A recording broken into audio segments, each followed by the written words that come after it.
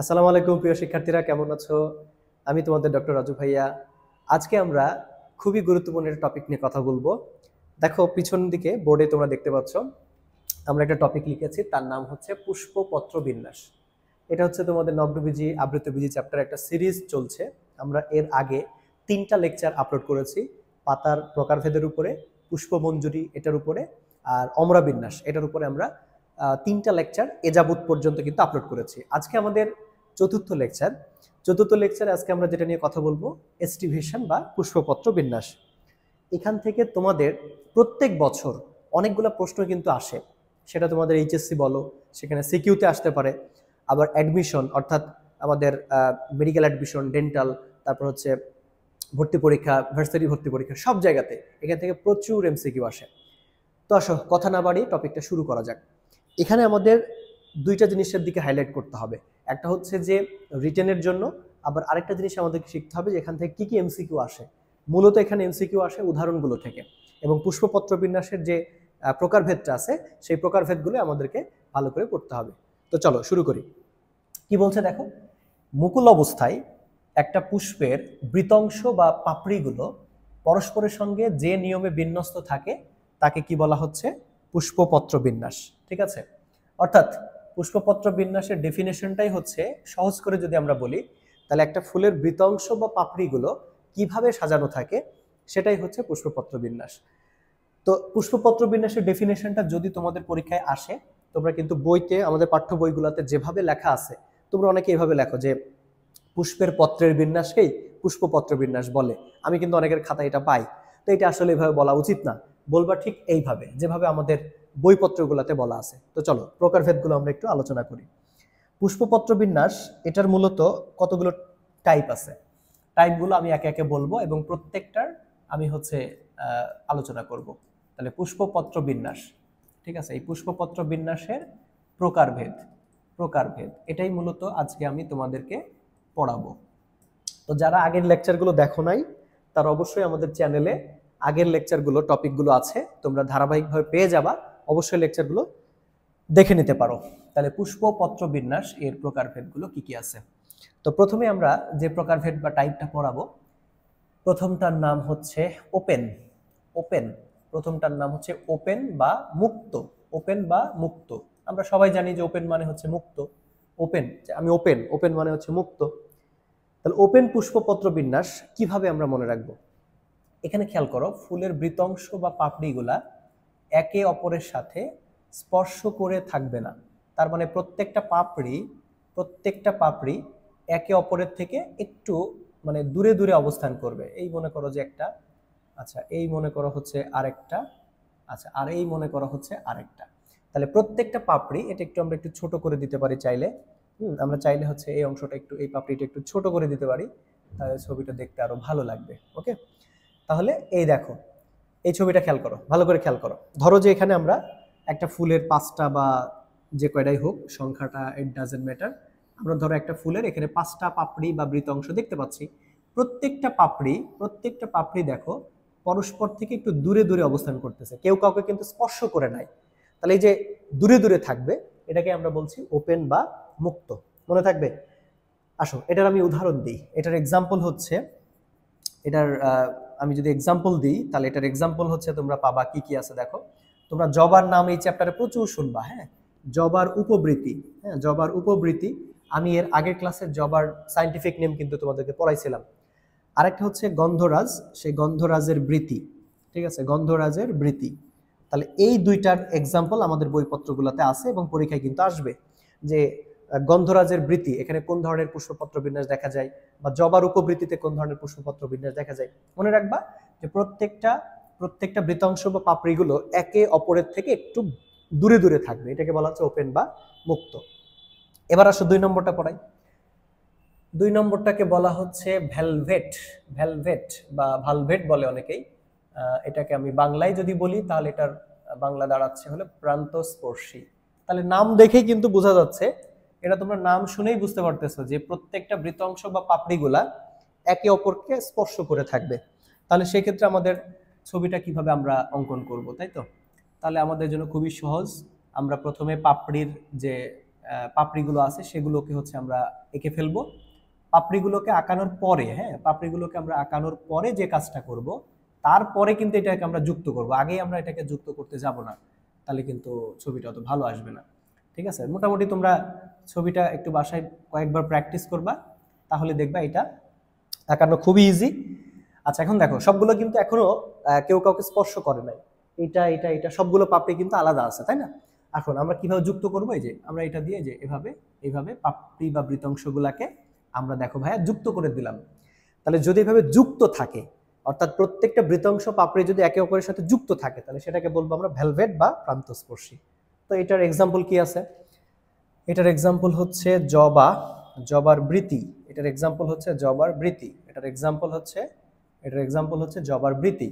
আচ্ছা, আরেকটা আছে হচ্ছে তোমরা ওই যে বাবলা, বাবলা গাছের নাম শুনছো না? বাবলা। তারপরে হচ্ছে আকন্দ, আকন্দ গাছের নাম শুনবা তোমরা, আকন্দ।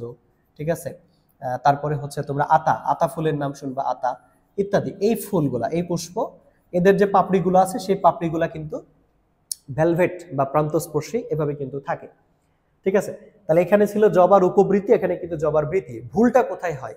ধরো তোমাকে বলছে যে জবার বৃতিতে কোন ধরনের পুষ্প পত্রবিন্যাস দেখা যায়, তুমি ভালো করে না পড়ে দাগাই দিলা ওপেন, তাহলে কিন্তু হবে না।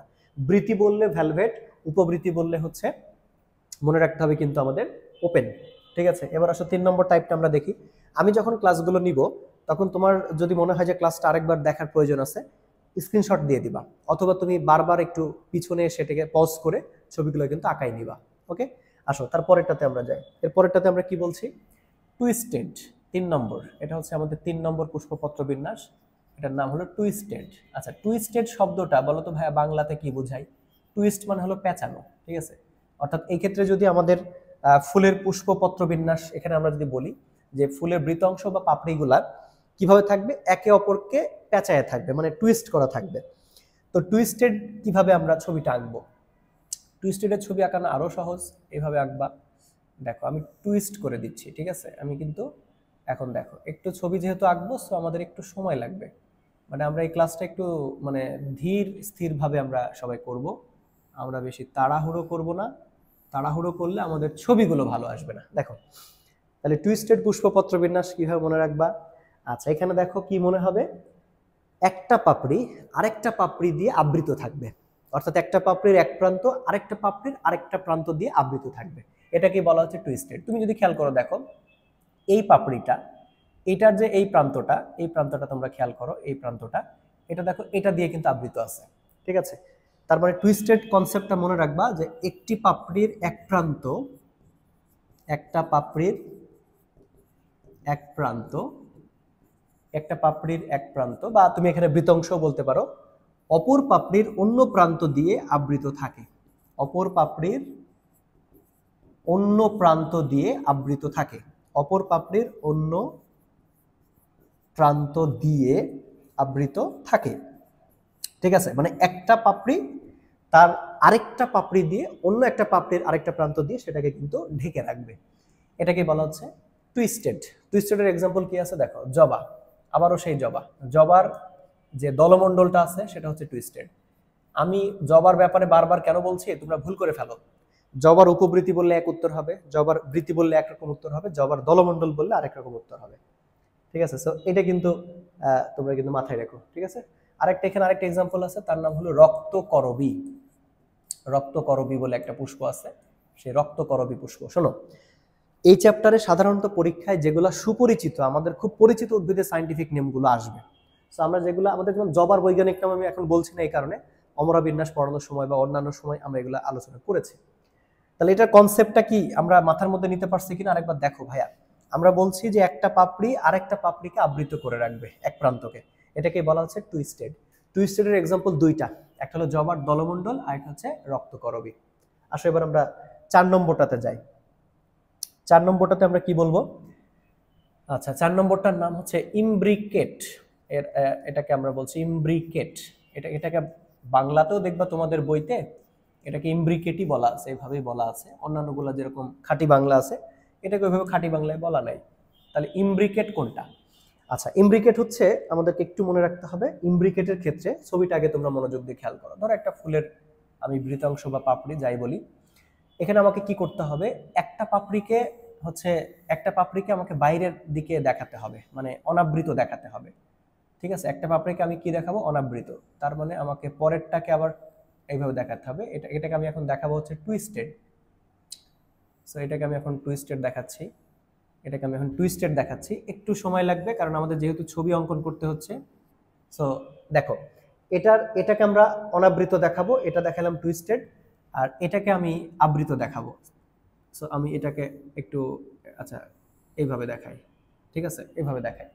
একটু আমরা চেষ্টা করব যেন গোল হয় দেখতে, তাহলে জিনিসটা ছবিটা দেখতে সুন্দর হয়। এটা দুই প্রান্ত আবৃত, আচ্ছা এটার অনাবৃত, এটা টুইস্টেড, তাহলে অবশ্যই এটাকেও আমাকে টুইস্টেড দেখাতে হবে এবং পরেরটাকেও টুইস্টেড দেখাতে হবে। দেখো ভাইয়া খেয়াল করো, ছবিতে মনোযোগ দাও তাহলে বুঝতে পারবা। দেখো এইটার দুই প্রান্ত, এই পাপড়িটার দুই প্রান্তই অনাবৃত। খেয়াল করো, একে কেউ কিন্তু ঢেকে নাই, এর দুই প্রান্তই হচ্ছে অনাবৃত। ইমব্রিকেট, এটার ছবিটা কিন্তু একটু মানে এখানে কিন্তু বেশ জানার আছে, একটু বোঝার আছে। ঠিক আছে, তাহলে দুই প্রান্ত অনাবৃত। আবার দেখো এটার দুই প্রান্তই হচ্ছে আবৃত। খেয়াল করছো, এটা দুই প্রান্তই আবৃত, আর বাকিগুলো দেখো টুইস্টেড।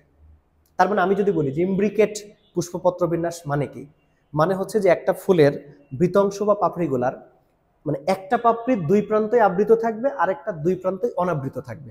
এই যে দেখো, এটা হচ্ছে দুই প্রান্তই অনাবৃত, এটা দুই প্রান্ত আবৃত, আর বাকিগুলো হচ্ছে twisted. This is called imbricate পুষ্পপত্র বিন্যাস। এখন এটার এক্সাম্পল কি আছে, এটার এক্সাম্পল যদি আমরা দিতে যাই, তাহলে এটার মধ্যে এক নম্বরে যার নাম আসে, আমি সবসময় মনে রাখতাম এইভাবে কাকা।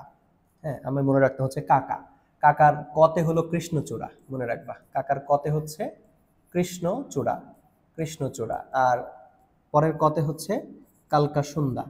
হ্যাঁ, কালকাসুন্দা হয়তো তোমরা অনেকে এটার নাম শুনো নাই, বাট কৃষ্ণচূড়া এটা কিন্তু আমরা সবাই শুনছি। কৃষ্ণচূড়ার নাম কিন্তু আমাদের সবার জানা।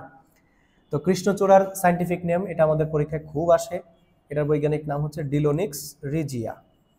এটা হয়তো তোমরা এর আগের ক্লাসেও যখন লেকচারগুলো করতেছো ধারাবাহিকভাবে তখন কিন্তু জানতে পারছো ডিলোনিক্স রিজিয়া। আমি বলছি কি, যেগুলো আমাদের ইম্পর্টেন্ট, যেগুলো আমাদের সুপরিচিত, সেগুলোর বৈজ্ঞানিক নাম জানলে কিন্তু চলে। তাহলে ইমব্রিকেট পুষ্পপত্র বিন্যাস কাকে বলে বোঝা গেল, আবার বলে দিচ্ছি, একটা পাপড়ি আবৃত থাকবে আর একটা পাপড়ি অনাবৃত থাকবে, আর বাকিগুলো দেখো টুইস্টেড। এখানে 2 নম্বর, 3 নম্বর, 4 নম্বর, সরি 2, আমি যদি বলি এটা হচ্ছে 2, আর এটা হলো কত, এটা হলো 4, এটা হলো 5, 2, 4, 5 এগুলো টুইস্টেড।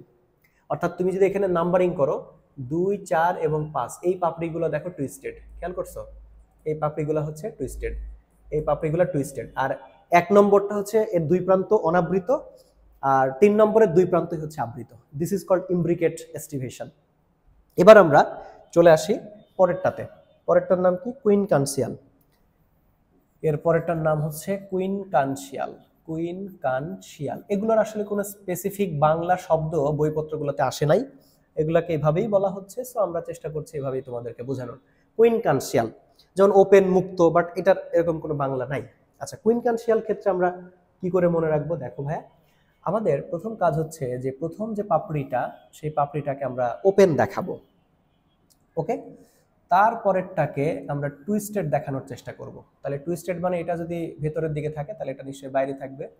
আচ্ছা, এরপরেরটা যেটা আঁকবো সেটাকে আমরা একটু ভেতরের দিকে দেখাবো, অর্থাৎ এটাকে আবৃত দেখাবো। এটাকে যখন তুমি আবৃত দেখাবা, অটোমেটিক পরেরটাকে তোমাকে বাইরে দেখাতে হবে, তারপরেরটাকে আবার ভেতরে দেখাতে হবে। এই যে দেখো, তাহলে কি হলো দেখো তো ভাইয়া, আমি যদি পাপড়ির নাম্বারিং গুলো তোমাকে করে দেখাই বা বৃতংশের নাম্বারিং করে দেখাই, এটা ধরো 1, এটা 2, এটা 3, এটা 4, এটা হচ্ছে 5। তাহলে খেয়াল করো 1 নম্বর এবং 4 নম্বর, খেয়াল করো তো ভাইয়া, 1 এবং 4 এর দুই প্রান্তই দেখো অনাবৃত। খেয়াল করছো, এর কোনো প্রান্তই কেউ কাউকে ঢেকে নাই, এর দুই প্রান্তই বাইরে আছে, এর দুই প্রান্তই বাইরে আছে।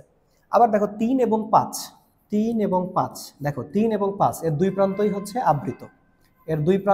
আবৃত, ঠিক আছে। আর তুমি যদি বলো 2 নম্বরটা হচ্ছে টুইস্টেড বা পেঁচানো, 2 নম্বরটা হচ্ছে টুইস্টেড বা পেঁচানো। তাহলে কেউ যদি বলে যে কুইন কানসিয়াল এস্টিভেশন কোনটা, তাহলে বলবা যে ফুলের ক্ষেত্রে পাপড়ি বা বৃতংশের দুইটা পাপড়ি অনাবৃত, দুইটা পাপড়ি আবৃত, একটা থাকবে টুইস্টেড বা একটা অন্যভাবে থাকবে। শর্ত হচ্ছে দুইটা অনাবৃত দুইটা আবৃত, এটাকে বলা হচ্ছে কুইনক্যান্সিয়াল। এখন কুইনক্যান্সিয়ালের এক্সাম্পল কি আছে দেখো, কুইনক্যান্সিয়ালের এক্সাম্পল কি আছে, আমরা একটু এটা পাশে সরাই দিই। কুইনক্যান্সিয়ালের এক্সাম্পল হচ্ছে দুইটা, আমরা আগেরটা শিখছিলাম কাকা, এবার শিখবো হলো পিসি। ওকে, আচ্ছা, পিসির পথে হচ্ছে পেয়ারা, পেয়ারা, পেয়ারা, আর এখানে দন্তের সাথে হচ্ছে সরিষা, পেয়ারা এবং সরিষা। এবং দেখো ভাইয়া, এই দুইটাই কিন্তু আমাদের খুবই সুপরিচিত উদ্ভিদ, অর্থাৎ আমাদের সকলেরই পরিচিত। সো এদের বৈজ্ঞানিক নাম আমাদেরকে অবশ্যই জানতে হবে। পেয়ারাটা হচ্ছে পিজিডিয়াম, এটা হচ্ছে গুয়াজাভা, ঠিক আছে, পিজিডিয়াম গুয়াজাভা, এটা হচ্ছে আমাদের পেয়ারার সাইন্টিফিক নেম। আর আমাদের সরিষা হচ্ছে ব্রাসিকা নেপাস, এটা হচ্ছে ব্রাসিকা নেপাস, সরিষার সাইন্টিফিক নেম হচ্ছে ব্রাসিকা নেপাস। সো আমরা দুইটারই সাইন্টিফিক নেম পাচ্ছি, এবং এই দুটাই যেহেতু খুবই পরিচিত, দুইটাই আমাদের কিন্তু ভালো করে পড়তে হবে। তাহলে তোমাদের যদি কোনো কোয়েশ্চেন থাকে তাহলে তোমরা কিন্তু কমেন্টে কোয়েশ্চেনও করতে পারবা, আমি কমেন্টের কিন্তু রিপ্লাই করে থাকি। অর্থাৎ যদি মনে হয় যে আমার এই জায়গাতে আরেকটু বোঝার দরকার ছিল, তাহলে অবশ্যই কোয়েশ্চেন করবা, আমি কিন্তু কোয়েশ্চেন রিপ্লাইতে বলে দিতে পারবো। ওকে, তাহলে কুইনক্যান্সিয়াল আমরা দেখলাম। এরপরে আমরা আরেকটা আছে, তার নাম হচ্ছে ভেক্সিলারি। লাস্ট যেটা আমরা ডিসকাশন করব এখন, তার নাম হচ্ছে ভেক্সিলারি, ভেক্সিলারি। আচ্ছা, ভেক্সিলারিটা কোনটা, ভেক্সিলারিটা কোনটা দেখো, মনোযোগ দাও, সবাই খেয়াল করো। তোমরা গ্রামে কুড়ে ঘর দেখছো বা দোচালা ঘর দেখছো, দোচালা ঘর, দোচালা ঘর একটা চাল থাকে আর নিচে থাকে দেয়াল, এবং দেখবা চালটা দেয়ালটাকে ঢেকে রাখে যাতে করে দেয়ালে বৃষ্টির পানি বা এই জাতীয় কোনো কিছু যেন না পড়ে। তো অনেকটা ভেক্সিলারি এস্টিভেশনটা অনেকটাই এরকম। এক্ষেত্রে কি হয়, একটা বিশাল বড় পাপড়ি থাকে, একটা বিশাল বড় পাপড়ি বা বৃতাংশ থাকে। এই বৃতাংশের নিচে, এই বৃতাংশের নিচে মনে করো ছোটগুলা, অর্থাৎ ছোট ছোট যে পাপড়িগুলো আছে, এই একটা, তারপরে মনে করো যে হচ্ছে এই একটা, এই একটা, তারপরে মনে করো যে হচ্ছে এই একটা, এইরকম, অর্থাৎ ছোট পাপড়িগুলা, তার তার থেকে অপেক্ষাকৃত ছোট পাপড়িগুলা, এখানে 4টা পাপড়ি আঁকলাম আমরা, সমস্যা নেই, সংখ্যা কোনো ম্যাটার করে না। এখানে মনে রাখতে হবে যে একটা বড় পাপড়ি থাকবে, একটা বড় পাপড়ি বা বড় বৃতাংশ থাকবে, সেই বড়গুলোর নিচে ছোটগুলো আবৃত অবস্থায় থাকবে। অর্থাৎ এরা হচ্ছে এই পাপড়িগুলো কিন্তু আবৃত আছে, অর্থাৎ বড় পাপড়ি দিয়ে এরা কিন্তু আবৃত অবস্থায় আছে। This is called vexillary aestivation. এখন ভেক্সিলারি এস্টিভেশনের ক্ষেত্রে আমরা এক্সাম্পল কি কি দিতে পারি দেখো ভাই, ভেক্সিলারির ক্ষেত্রে আমাদের এক্সাম্পল আছে হচ্ছে, মনে করো আমি একটা সম্পর্ক তৈরি করছি, প্রথমে কাকা বলছিলাম, তারপরে পিসি বলছিলাম, এবার বলবো হচ্ছে মাসি, ঠিক আছে, মাসি। আচ্ছা, মাসির মতে হলো মটরশুঁটি, মটরশুঁটি। আচ্ছা, মটরশুঁটির সাইন্টিফিক নেম তোমরা এর আগের ক্লাসেও হয়তো জেনেছো, এটার সাইন্টিফিক নেম হচ্ছে পিজাম স্যাটিভাম, পিজাম স্যাটিভাম। আর সিমের বৈজ্ঞানিক নাম তালবসত হচ্ছে সিম, তালবসত হচ্ছে সিম। এর আগেও মনে হয় আমি তোমাদেরকে এটা অমরা বিন্যাসের ক্ষেত্রে এক্সাম্পল দিয়েছিলাম। এর সাইন্টিফিক নেম হচ্ছে ল্যাব পারপিউরিয়াস, পারপিউরিয়াস। আমি মজা করে বলছিলাম যে পুরপুরিয়াস, যাই হোক, এটা তোমরা বলতেই পারো, মজা করে মনে রাখতে পারো। তাহলে পিজাম স্যাটিভাম আর হচ্ছে ল্যাব পারপিউরিয়াস, এই হচ্ছে আমাদের ভেক্সিলারি এস্টিভেশন। ওকে, তাহলে আমরা কিন্তু 6 রকমের এস্টিভেশন পেলাম। আমি শর্টে 1 মিনিটে একবার দেখাই দিই, তাহলে তোমাদের জন্য বেটার হয়। আচ্ছা, আমরা একদম শুরুতে চলে যাই, আমরা শুরুতেই ওপেন, এই যে দেখো। তাহলে ওপেন কোনটা ভাইয়া বলো তো, ওপেন কোনটা? ওপেন হচ্ছে যুক্ত থাকবে না, এক্সাম্পল জবার উপবৃত্তি বৃত্তি। আর ভেলভেট হচ্ছে যুক্ত থাকবে, জবার বৃত্তি বাবলা আকন্দ আতা, ঠিক আছে। তারপরে টুইস্টেড মানে একটা আরেকটা দিয়ে আবৃত থাকবে, জবার দলমণ্ডল এবং রক্তকরবী পুষ্প। ইমব্রিকেট কোনটা? একটা অনাবৃত একটা আবৃত থাকবে, বাকিগুলো টুইস্টেড থাকবে, কৃষ্ণচূড়া কালকাসন্ধ্যা। আর হচ্ছে কুইনক্যান্সিয়াল কোনটা? দেখো কুইনক্যান্সিয়ালটা একটু জটিল আছে, দুইটা পাপড়ি, এই যে দেখো 1 এবং 4, 1 এবং 4 হচ্ছে অনাবৃত, 3 এবং 5 হচ্ছে আবৃত, আর একটা হলো twisted. This is called quincuncial. পেয়ারা এবং সরিষা দুইটারই সাইন্টিফিক আমাদের নেম লাগবে। আর ভেক্সিলারি কোনটা? একটা বড় পাপড়ি দিয়ে ছোট পাপড়িগুলো আবৃত থাকবে, তাহলে মটরশুঁটি আর হলো সিম, পিজাম স্যাটিভাম ল্যাব পারফিউরিয়াস। তো আজকের টপিকটা ছিল পুষ্পপত্র বিন্যাসের উপরে। তোমরা যারা এই লেকচারগুলো অলরেডি করতেছো এবং যাদের আমার আগের ভিডিওগুলো দেখা হয় নাই, তারা অবশ্যই আগের ভিডিওগুলো দেখে নাও এবং আমাদের এই চ্যানেলের সাথে থাকবো। আমরা রেগুলার বেসিসে প্লেলিস্ট আকারে ক্লাস আপলোড দিব, এবং তার সাথে আমরা আরেকটা কাজ করতে চলেছি, আমরা প্রত্যেকটা চ্যাপ্টারের ওয়ান শট এমসিকিউ এবং সিকিউ ক্লাস নিব খুব সম্প্রতি। তোমরা এই ক্লাসে এই এই চ্যানেলে এই ক্লাসগুলো কিন্তু দেখতে পাবা। তো সবাই ভালো থাকো, সুস্থ থাকো। খোদা হাফেজ।